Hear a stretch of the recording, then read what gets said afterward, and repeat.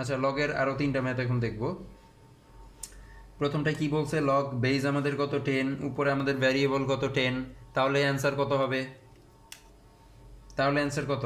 Base 10 variable 10, base 10 variable 10, দুইটাই same, বেজও same ভ্যারিয়েবলও same, তাহলে কি পুরাটার মান কত হয়ে যাবে? 1।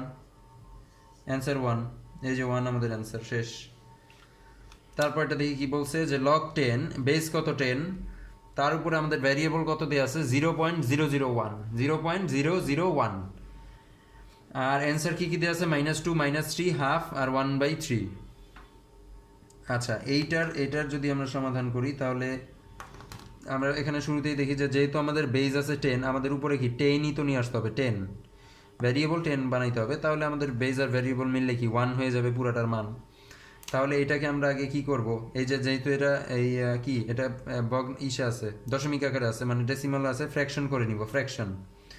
তাহলে আমরা কি করলাম, এখানে লগ নিয়ে আসলাম, লগ নিচে নিয়ে আসলাম 10, আর উপরে 0 মানে 0.001, এটাকে আমরা কি লিখবো? 1/1000, মানে উপরে 1 চলে আসলো, আর এখানে পয়েন্টের জন্য 1, আর পরের তিনটা ডিজিটের জন্য 3টা 0, 1/1000।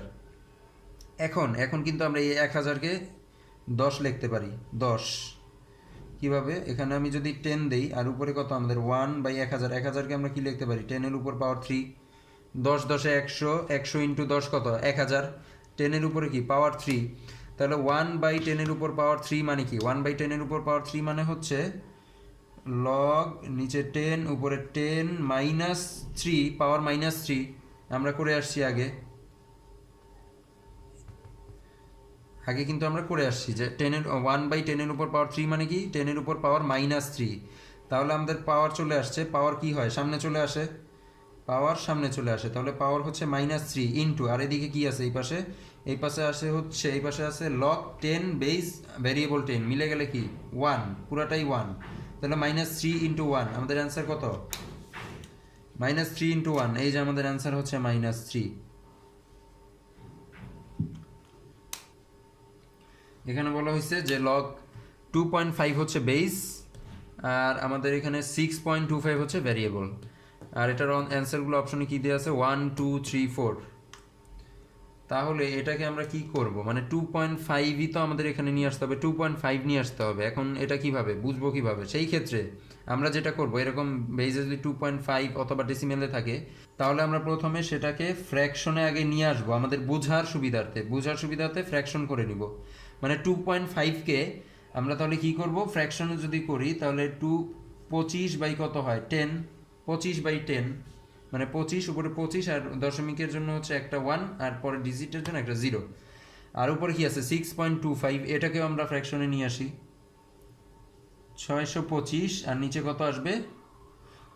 একটা 1 আর দুইটা 0, 100। আচ্ছা, এখন তাহলে 625 আছে উপরে, তাহলে 625কে 25 বানাইতে হলে কি লিখতে হবে?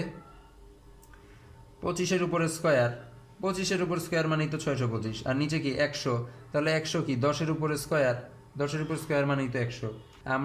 আমরা সূচকে এটাও দেখছিলাম যে 25/10, পাওয়ার দুইটা যদি সেম থাকে, উপরে নিচে পাওয়ার দুইটা যদি সেম থাকে, তাহলে আমরা কি লিখতে পারি? তাহলে আমরা লিখতে পারি 25 নিচে 10, পাওয়ার দুইটা এই যে স্কোয়ার, এর মানে কি 25-এর উপরেও স্কোয়ার, 10-এর উপরেও স্কোয়ার, সমান সমান লগ আমাদের বেইজে কত আছে? 25, তার নিচে কি 10, এখন আমাদের ভ্যারিয়েবল কত হবে? 25/10, 25/10 ব্র্যাকেট ক্লোজ, উপরে কি স্কোয়ার। এখন আমাদের একটা পাওয়ার চলে আসছে 2, তাহলে পাওয়ার কি হয়? পাওয়ার সামনে চলে যাবে, আর এদিকে বেইজ আর ভ্যারিয়েবল কি মিলে আছে? 25/10, 25/10, তাহলে আগে পাওয়ারটাকে আমরা সামনে নিয়ে আসি, পাওয়ারটাকে যদি সামনে নিয়ে আসি, 2 ইন্টু এদিকে হচ্ছে আমাদের কি লগ বেইজে কত আছে? 25/10, আর এখানে ভ্যারিয়েবলও আছে 25/10। এখন আমাদের কত ছিল, মানে পয়েন্ট আকারে যেটা ছিল, এই যে এখানে কত ছিল?